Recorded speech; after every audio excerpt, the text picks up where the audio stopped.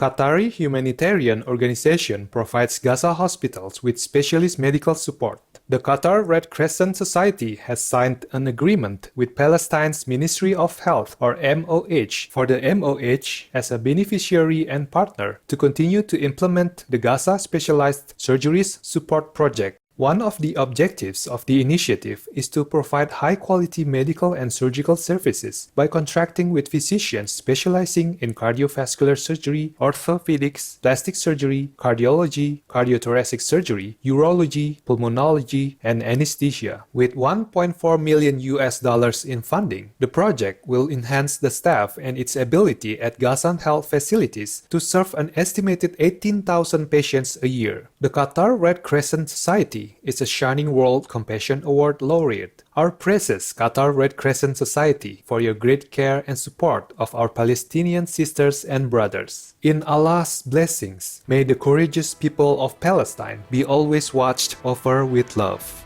Scientists determine environmental cost of losing seagrass beds in Sweden. A team led by researchers at the University of Gothenburg in Sweden has conducted a study to calculate the environmental effects of the disappearance of seagrass off the west coast of Sweden since the 1980s. The eelgrass meadows had several meters of nutrient-rich sediment, making them global hotspots for nitrogen and carbon storage. When seagrass was lost, the carbon and nitrogen went back into the environment, thus worsening climate change and eutrophication. From 10 square kilometers of eelgrass disappearing over a 20-year period, 60,000 metric tons of carbon and 6,600 metric tons of nitrogen were released from a fjord in Marstrand alone. Thank you, University of Gothenburg and team of researchers, for informing us of the alarming effects of Sweden's seagrass losses. In the compassion of the divine, may we preserve and respect all ecosystems on our planet as we appreciate the vital role they all play.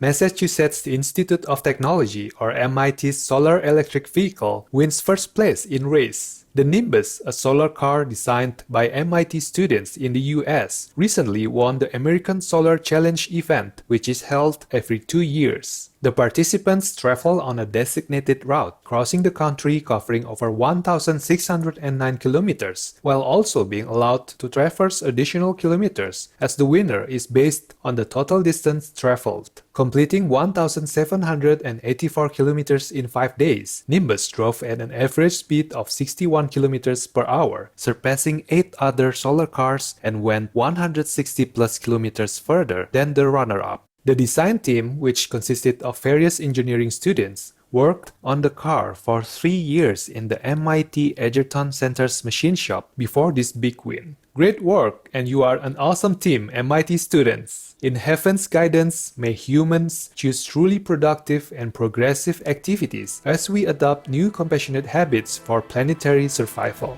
Investing in safe management of water, sanitation, and hygiene, or WASH, yields return 21 times their cost. A report by WaterAid, an international nonprofit, and Vivid Economics, a UK-based strategic economics consultancy, urges governments, international organizations, and businesses to focus on providing toilets, hand-washing facilities, and at-home tap water to everyone in developing countries to meet the access standards of the United Nations Sustainable Development Goals. The report states that it will lead to freeing up huge sums of money amounting to trillions of dollars over the next 2 decades and aid the economic recovery of these nations from the pandemic. It also noted that between 2021 and 2040, access to WASH could prevent up to 6 billion cases of diarrhea and 12 billion cases of parasitic worms. Thank you, WaterAid and Vivid Economics, for the important research. In God's grace, may all soon have their pure water and hygiene needs met while enjoying robust health. 13-year-old girl honored as India's youngest poetess. Amana, an 8th grade student at Bishop Cotton Girls' School in Bengaluru, started her literary career after she was encouraged by her school teacher penning her first poem about COVID-19. She has since written 275 poems during pandemic lockdowns. Her first poetry book, Echoes of Soulful Poems, contains 61 compositions and was published in November 2020. She is now awaiting the publication of her second poetry book, the India Book of of Records has designated Amana as the youngest poetess in India, and the Asia Book of Records has named her a grandmaster for writing poems at a young age. Congratulations, Amana, on your distinguished accolades. May you continue to inspire many with your soulful verses in divine creativity. Plant-based proteins represent a positive tipping point for a healthy planet. A recent report by the Global Systems Institute at the University of Exeter in the UK and others finds that a shift toward plant-based proteins represents a positive tipping point capable of ushering in a host of benefits for our planet. Swift decarbonization and safeguarding of biodiversity, as well as improved food security and human health, were cited as the favorable results of the dietary shift. The report noted that plant-based proteins would transform food and land use systems and serve as an irreversible, self-reinforcing change on the way towards global sustainability. This paper, that was co-authored by the Food and Land Use Coalition, an international organization dedicated to transforming the way food is produced, and the system change company, Systemic, had the input of farmers, indigenous groups, and more. Well done, authors. The sustainable and compassionate plant-based lifestyle is truly the way to preserve and celebrate life on our amazing planet in heaven's grandeur.